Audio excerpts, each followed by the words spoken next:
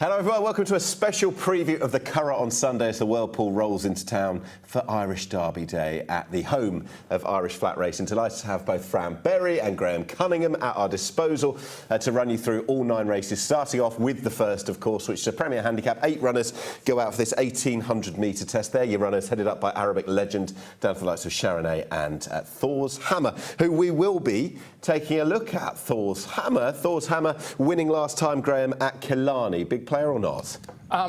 Potential place candidate. I wouldn't have him down as the most likely winner. This was 7th time lucky in a maiden at Killarney for Thor's Hammer, and when you look at it closely, pretty hard work. He gets involved in a tussle with the runner-up, who hasn't really polished the form. The third horse has won since, so that's a positive, but have a look at this. He looks a galloper rather than a quickener, and I think a solid pace this weekend would suit him well. OK, so that's a look at Thor's Hammer as we roll on to Naas. In mid-May, Sharonay bumping into Graham, quite a good horse in the form of Chicago Critic last time. Now this looks really strong form, because Chicago Critic went on from this to run an excellent race, not far behind the winner in the Group 3 Jersey Stakes at Royal Ascot last week. And I like the way Sharonay did here. He was very simple, uncomplicated. He produced a good kick off the front, and he was only run down in the closing stages. Up £2 for this. Looks a very, very fair reaction. I think Sharonay has to be a key player in this first race on Sunday. Completely agree with you. What about Soldier's Empire, who was in that race? Also, Soldier's Empire at Gowran Park at the start of this month. It was a brand new race, Graham. The Gowran Classic, worth an awful lot of money. Finished third, Soldier's Empire, behind Fleur de Chine. Yeah, you won't miss him with a big white face. He ran pretty well behind Sharonay, and then he went on to a longer trip, 9.5 furlongs at Gowran Park, and he ran a good third. So it's debatable how much more improvement he has in him, but I think even as it stands, he has a solid place chance in a race that's not quite as demanding as the early entry suggested. Yeah, quite possibly. It has cut up to the 8 runners. Soldier's Empire threading the line of a couple of bits of form with a couple of the key runners, notably Sharonay. This is his third in a very valuable race. Right, they're some of the key contenders. Fran, you'll have watched on, analysed all the form. Have we seen through those VTs the likely winner, Sharonay and co? I think so, great. I think so, Nick. And like Graham outlined, Sharonay that run behind Chicago Critic. He was forced to make the running with a low draw on that occasion, and he made a good fist of it until being picked up late on by the eventual winner, who's Frank de Form, in a big way at Ascot. Soldier's Empire, number 5, ran a cracker as well in Gowran Park, as we've seen in subsequent VT. And on that line of form for me, Sharonay is the most likely winner in a very tight handicap. You can also make a case for the same connections, Ridas, who we've seen in that race at Gowran Park. He's learning on the job. A more galloping, open track at the Curragh will suit him better than Gowran Park did on that occasion. Super stuff. Right, for the first time of 9, we want your 1, 2, 3, 4, starting with Graham. Quite keen on number 4, Sharonay here. He's on the upgrade, lightly raced. Big field, would have been problematic. It's only 8 runners. He might make all here. 4, 5, 3, 7, but Sharonay firmly on top in race 1. Love it. Fran, what about you? Sticking with Sharonay, number 4, cracking run at Naas. Again, he's open to more progression here. He will win. Number 5 for second place, Soldier's Empire. Number 1, the UK Challenger, Arabic Legend. And number 6, Ridas to complete the 4. Fine, let's have a team steam to start the day. Whirlpool Sunday at the Curragh. It is number 4, Sharonay for me. Best of luck with your picks.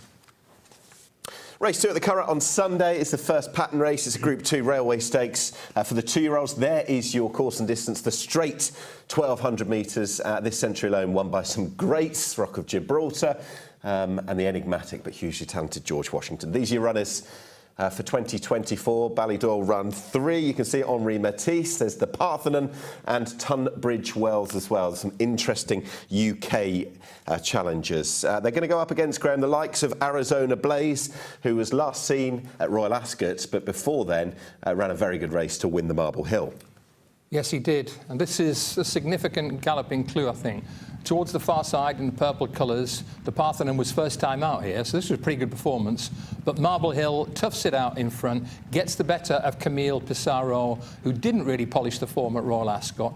But Arizona Blaze did, because he went and ran a really good race in the Norfolk Stakes. And the quick backup from Royal Ascot to this race, the Railway Stakes, has worked on plenty of occasions, including for Go Bears Go, who won the Railway Stakes in these colours a couple of years ago. Absolutely, and Adrian Murray looking for another win as well in the race. Let's have a look at Henri Matisse, Graham, who is the lightliest raced of the three Ballydor horses. This the sole performance so far. Yeah, keep a close eye on jockey bookings for the O'Brien trio. This is a Wootton Bassett half-brother to a good filly in Tenebrism. He was 11-8, well fancied for his debut, and he won, but it was a short head and a neck.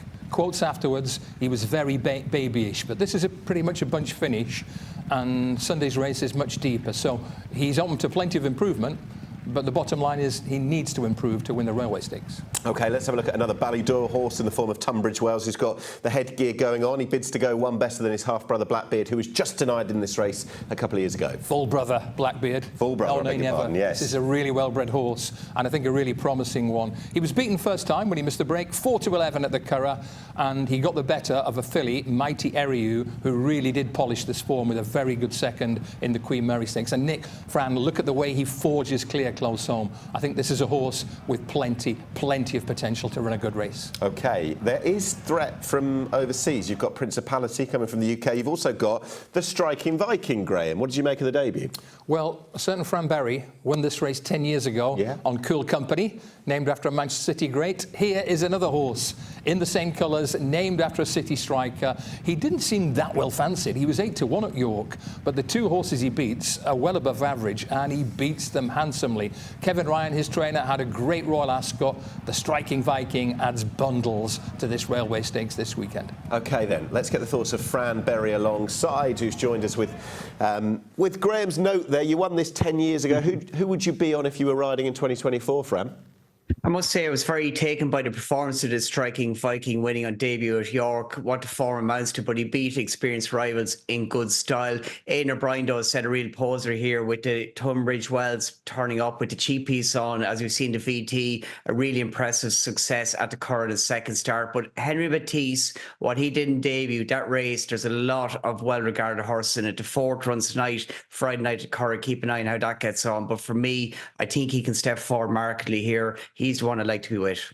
Fantastic. I can't wait for this race. Each and every year it should throw up quality. Who's going to win it this year? Well, Aidan O'Brien has won this race 13 times, and he's not the record holder. Vincent, no relation, won it 14 times. Aidan's won it with George Washington, Rock of Gibraltar, Master Craftsman, Holy Roman Emperor, all sorts of stars.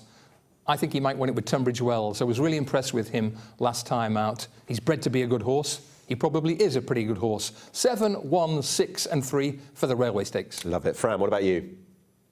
Well, with Henri Matisse, Aidan O'Brien's runner, I think there's a lot of improvement to come from that debut success at the Curragh Irish Guineas weekend. Number 2, Henri Matisse. Number 6, the Striking Viking. Number 1, Arizona Blaze, backing up from Royal Ascot. And number 7, Tunbridge Wells.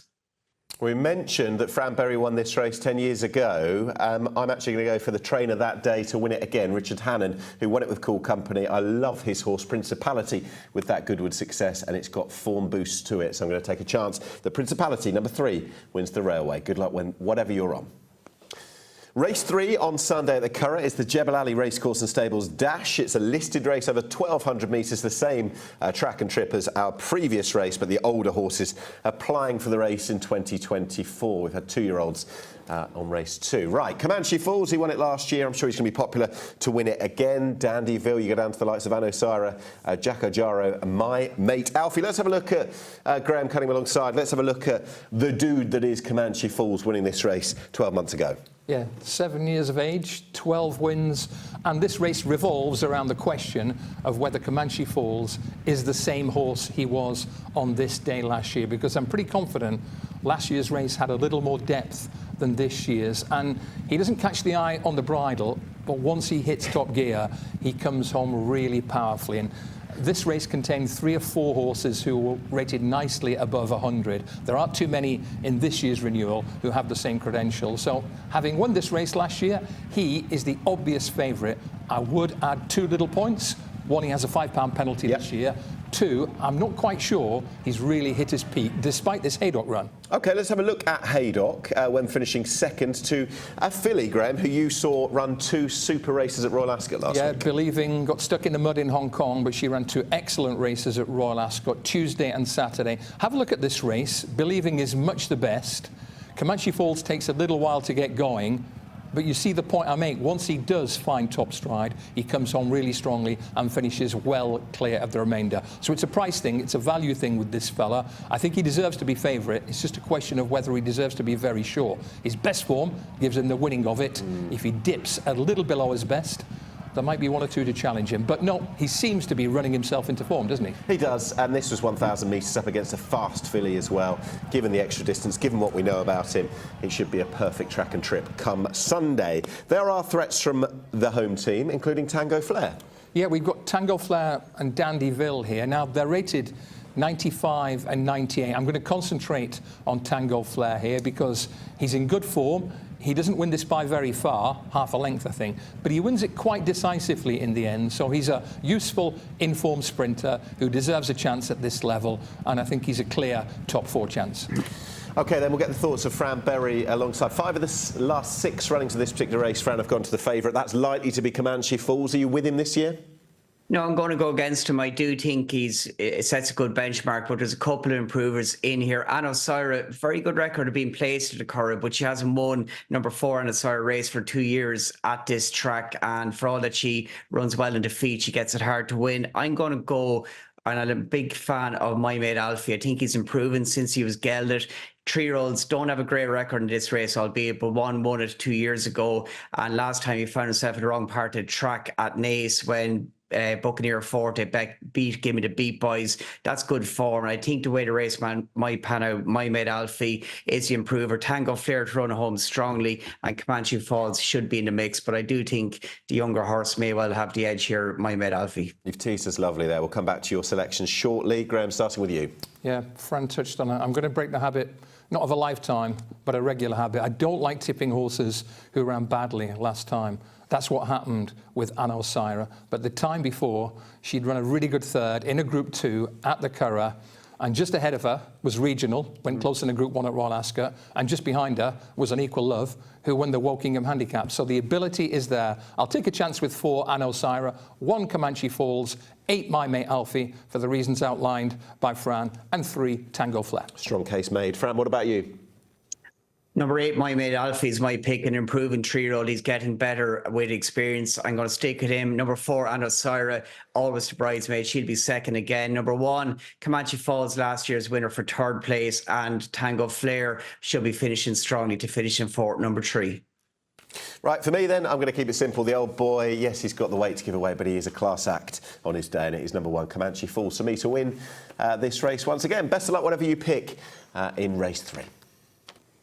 Race 4 at the Curragh this Sunday, this World Pool Irish Derby Day, is going to be rapid. It is a big field sprint handicap. 17 declared runners for the Dubai Duty Free Rockingham Handicap, a premier race run over the straight 1,000 metres. One big charge right in front of the grandstand, and it won't be for the faint-hearted. Right, these are the runners. Just to pick out a couple of them: Corker, class act, coming over from the UK, down to the likes of Twilight Jet, Big Gossie, Amazon Lady, Little Queenie, JM Jungle, who's been on the travels out of the Middle East in the winter, John and Sean Quinn, the father-son trainer duo. Right, over the page. Sturluson went to the UK and ran a very good race last time. Down to Kendall Roy, who's improving. Reinforced has got it all to do, it would seem. Should we have a look at this very race last year? Graham Cunningham alongside Harry's Hill, emerging best of them. Right, keep your eyes peeled here. All sorts of options. Grey Horse on the far side. Big Gossie ran really well. Hasn't been at his best on his last couple of runs. But burrowing through in a 5-way go with a £10 claimer on board on the day, Wayne Hasser, is Harry's Hill. And I think he's still pretty much the same horse. Have a look at the way he comes between horses. Narrow gap, quickens through late on. Big Gossie, every chance. 5 of them flashed by the post, very closely matched. But Harry's Hill was on top, and he looks ready to peak again. What a finish that was, just reminding ourselves of that earlier. We can see Harry's Hill in action, finishing second much more recently than that, behind one of today's rivals, or Sunday's rivals, Amazon Lady, who certainly responded well to the visor this day. If you like one, you probably like the other as well. Amazon Lady not only visored for the first time, but in foal, I believe, to the stallion New Bay. And she holds on really tenaciously, but look at the way Harry's Hill stays on. Those two horses are both in prime form, and they're both in my numbers this weekend. OK, Graham, we're going to go to a bit of recent form, a bit of UK form, and this is something we would have previewed for the World Pool. This being the 3-year-old dash at Epsom on Derby Day. Stirlison travelling over from Ireland, running a cracker, only beaten by one. Yeah, Kieran Cotter, and an interesting jockey booking. It looks as if Oisin Murphy is going to ride Stirlison. He's quick, he's aggressive. This form is pretty strong. My only little reservation about Stirlison, he's quick, he'll be on the front end, but there is plenty of speed in this race. So I've left him out, but as you can see, he's in really good condition right now. He is. It was a very good return to action at the track last time over the 1,200 metres from the big price Little Queenie, Fran. Yeah, in seasonal debut, she ran a cracker. Now, there was a big pace bias on this occasion at the Curragh. Tailwind, and the pace really held up in all races that evening. And Little Queenie, as she often does, broke clear, and both her and the big price winner won at 100 to 1. On the near side, little Red Letter Bray were boxing on well. My concern for Little Queenie is that she can often be better in a smaller field, and dropping back to 1,000 metres with that pace pressure. I'm not sure she'll get it all her own way, but I do think she will be in the mix. We can have a look at some more recent form that involves a couple of them, Fran. Thunderbear denying Arnhem at Navan a few weeks ago. Thunderbear's always been a class act. He won a Group 3 last year.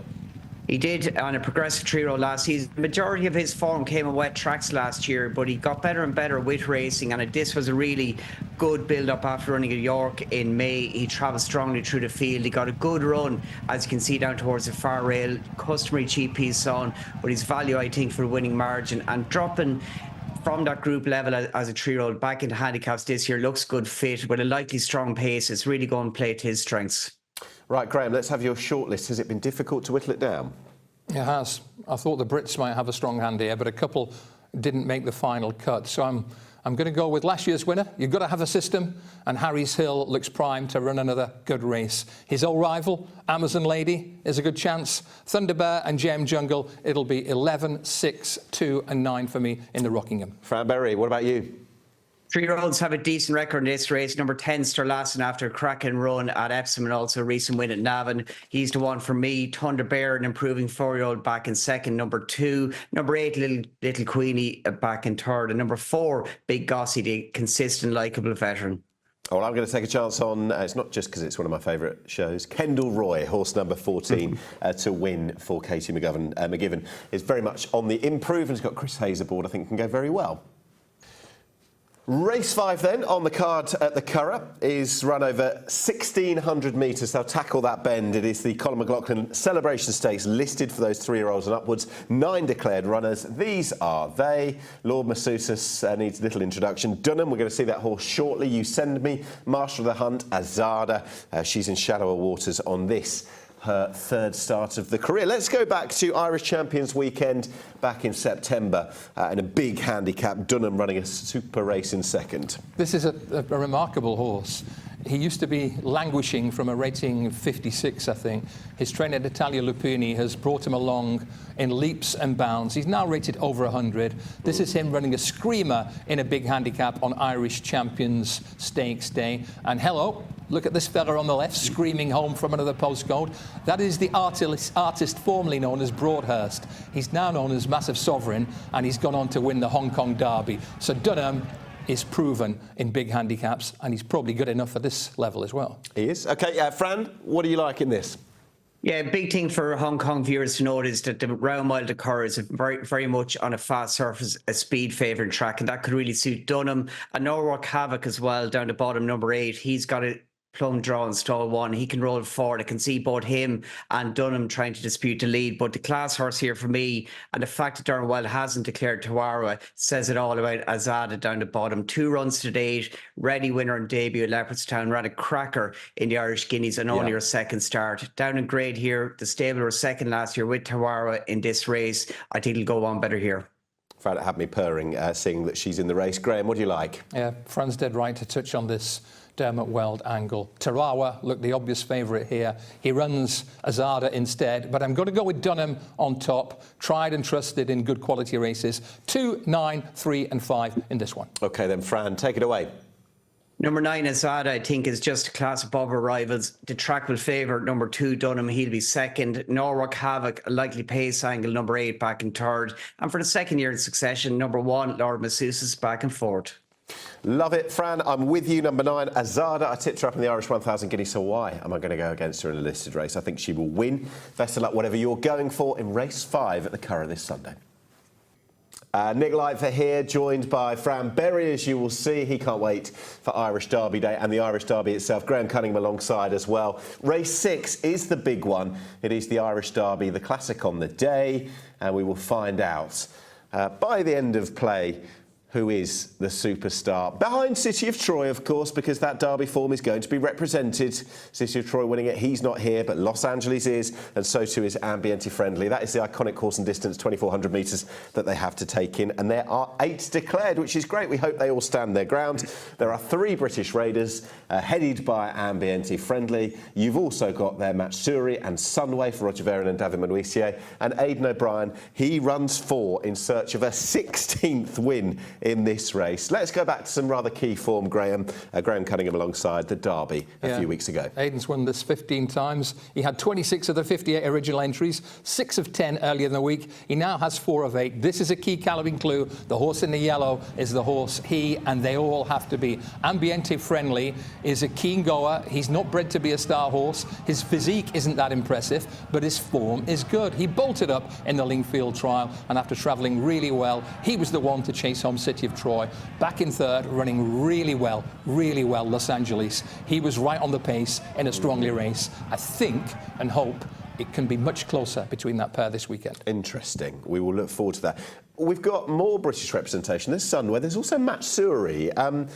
Quite an interesting move to be coming off this Leicester success when he was very highly talked of afterwards, this Sea the Stars Colt, straight into the Irish Derby, just the second start of the season. Yeah, it is a who-knows job, this. He may work like a champion. He's bred to be a good horse. 700 grand, the son of Sea the Stars. And this was impressive. The horses he beats, Nick, as you know, are nothing flash, rated 70-odd by and large. But he bolts up. His closing splits were good. And it's significant that a grounded operator like Roger Varian mentioned the Irish Derby straight after this race. He's the X factor, but who knows how good he could be. He has some real spice into the mix. Fran, talk us through, from your perspective, the Irish Derby this year. Yeah, well, I think the likely pace will be needed to be strong for Los Angeles to win, so that should suit Ambient Friendly as well to get him to relax. He's drawn and stalled 6. At the Curragh, you've got a furlong to the first bend. If Rob Havlin can just get a little bit of cover behind the pace, he should be able to get Ambient Friendly to relax. And I'd expect, like we saw in the Derby, the outer end of Brian Horse, Euphoric tried to make the running, and that should drag the speed out of the race and make it a stamina test. But Los Angeles on a very fast surface, if we have a dry weekend, I think he's going to be vulnerable to a horse with a turn of foot. We saw at Lingfield, Ambiente Friendly, the way he can pick up on really fast ground. I'm banking on being quick ground on Sunday. I think he's got a good setup to go on better than winning at Epsom. Fran, can I ask you a quick question about Los Angeles? We all saw at Epsom how he was nervy at the gate. He was getting sweaty. He still ran really well. Does that concern you in any way? It'd have to be a concern, Graham. He was very well behaved in Leopardstown when he won his trial. He was also very good last year, and it was just a new element that came into him at Epsom with a big crowd. And you've also got a long way to get to the start at the Curragh. Maybe connections are going to be aware of that now and work around him. And I'm sure with Aidan O'Brien, he'll leave no stone unturned. But I would, for Hong Kong viewers, watch him in the preliminaries and what he's doing at the back of the starting stalls. Now, he showed at Epsom he didn't come up short in the race, but it was pre-race. He got a good chance to get into the starting gates. It'd have to be a little bit of a concern. Do you know what, Graham? Very often we can have a long odds-on shot who's probably won at Epsom just to cement the crown, if you will. We don't have that this year. I think this is a compelling race. How do you see it?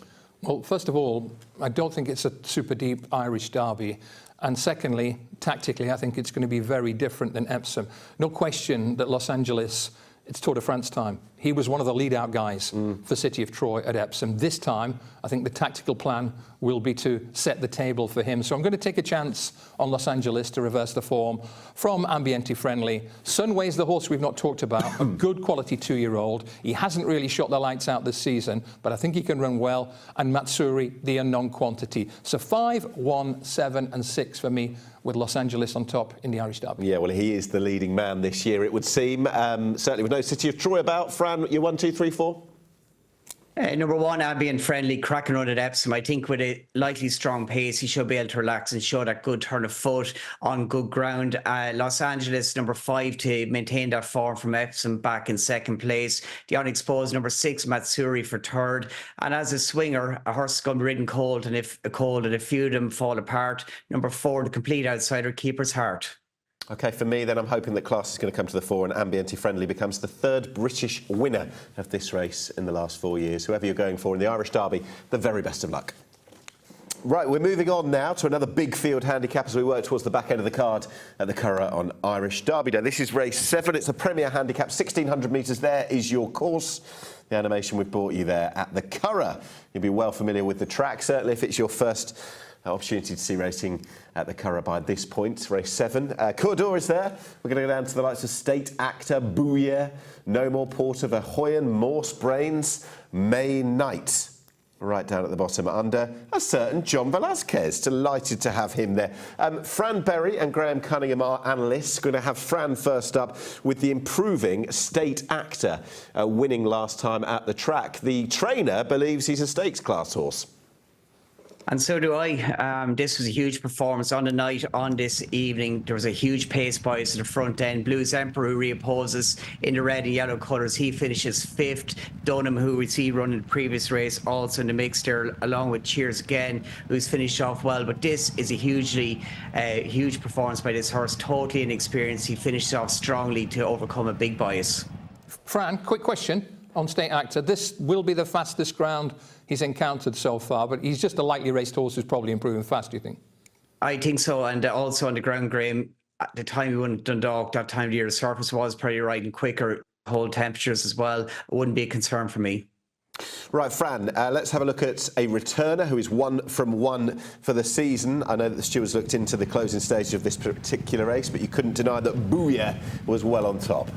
Really good performance, return to action, light in the market. It was wrong at the weights with his rivals, but he picked up readily under his rider, Robert Weirty. Keep an eye on his ears inside the final furlong. This horse is only going through the motions. He did lie in to the eventual second, but inside the last 50 yards, he's idling. He's only just doing enough. There goes his ears pricked. A bigger field will suit him better. He's open to a lot more improvement. He's gone up 9 pounds in the weights, but given the lack of market confidence then, I'm sure he'll be at his peak here today.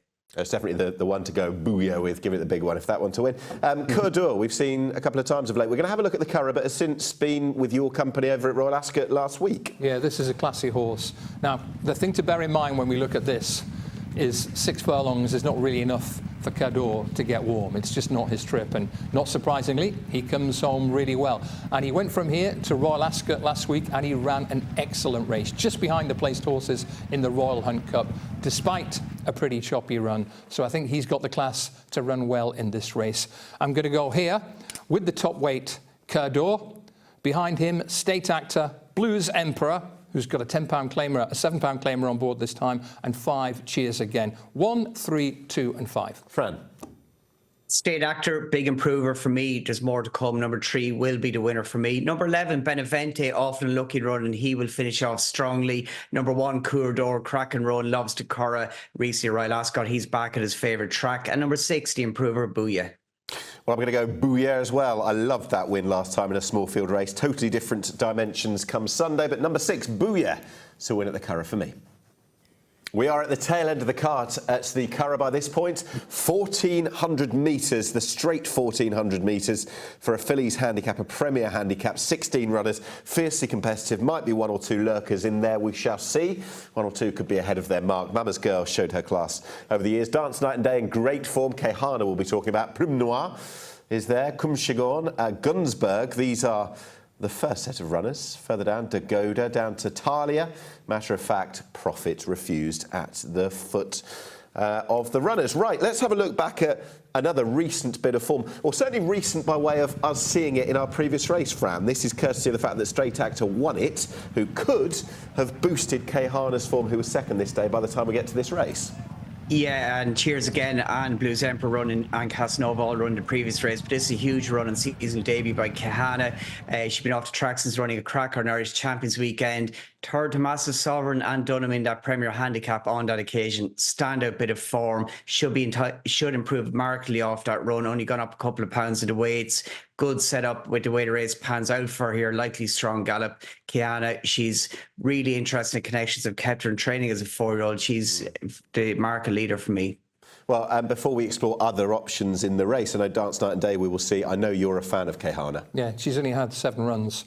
And her old man, her stallion, her sire, Harzan, shone on this race. I think about 8 years ago. It's very difficult to envisage this finish without Kehana playing a big part. Dance Night and Day has been having a really good time of things recently, Graham. She really has. She's been running well in competitive handicaps for a while now. And the question is, has the handicapper just got a hold on her? She's shown her hand. As you can see, she's tough in a finish. The time before this, she was impressive. Here, she was honest and game. But she's up a little more in the weights, and there might be 1 or 2 just a little too progressive this time. Bit of course and distance form from last time. We're going to see Gunsberg. I thought this was a good run, finishing in 3rd, and I thought she could go quite well. Graham, would you be putting me off or not? Not at all. I think she's good for a place, Gunsberg. She's only had 6 or 7 runs. She used to be with Paddy Toomey. This performance in a 7-furlong handicap at the Curragh is good on the face of it. It looks better since, because the 4th, the 5th and the 6th have all run well. A trainer, Gavin Cromwell, sent 2 horses to Ascot. They both ran absolute belters. I think Gunsberg is primed to run a big race this weekend. He's a hell of an operator. The 1, 2, 3, 4 for you. Let's go. 5, 8, 7 and 2. Kehana, Gunsberg. Coming Sean, I've almost certainly mangled the pronunciation.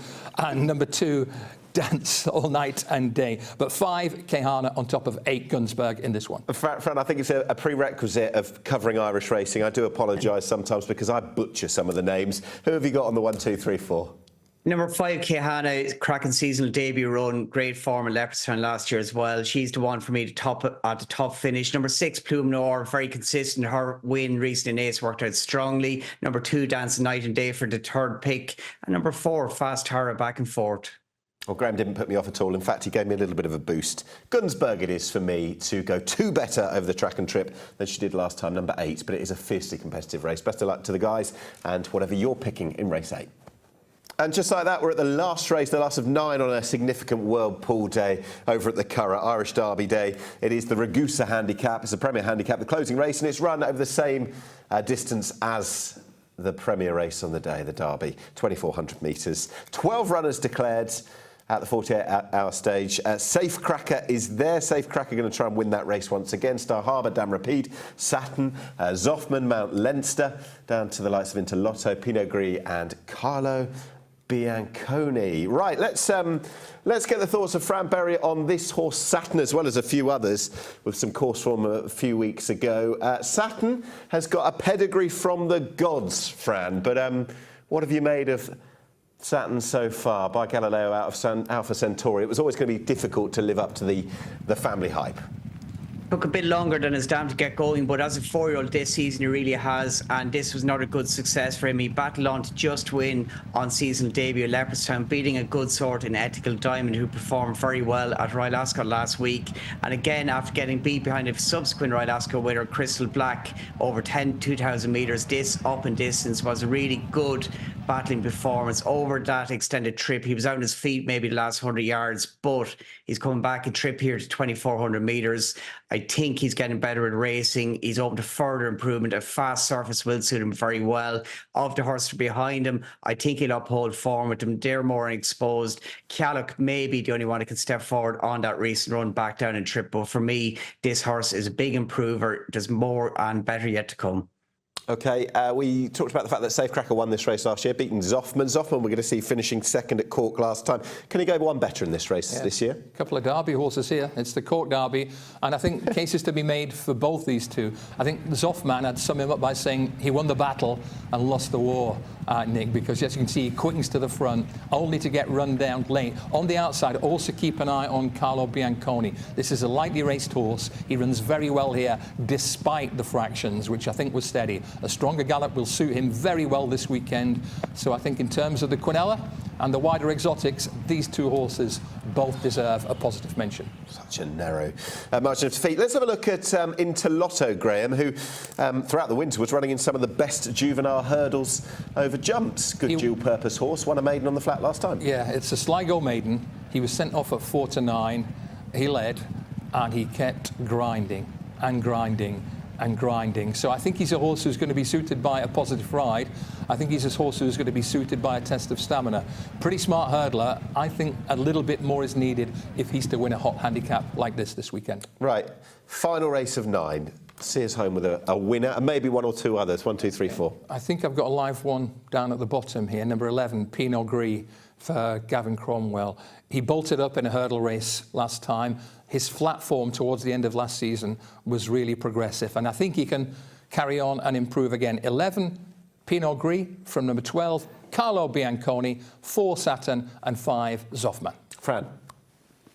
For me, Saturn is short in market, but he's a big improver. He can gain out of success at the Curragh here. Number 4, Lighted Joy, Ryan Moore takes right. A very good record, fresh. He can pick up the piece late on to finish second. Carlo Bianconi, he likes following. He'll finish in 3rd place. And Top Weight loves the Curragh. Safecracker loves this track, loves this race, back in 4th. He does. I'm going to take a chance on number 1, Safecracker, to win it for the 2nd year in a row. But I'd like to thank both Fran, coming through the screen, and Graham for joining us in the studio as well. Thanks to them for their thoughts on all 9 races this Whirlpool Sunday at the Curragh Irish Derby Day. Thank you for watching, and the very best of luck, whatever you're punting. Enjoy the day.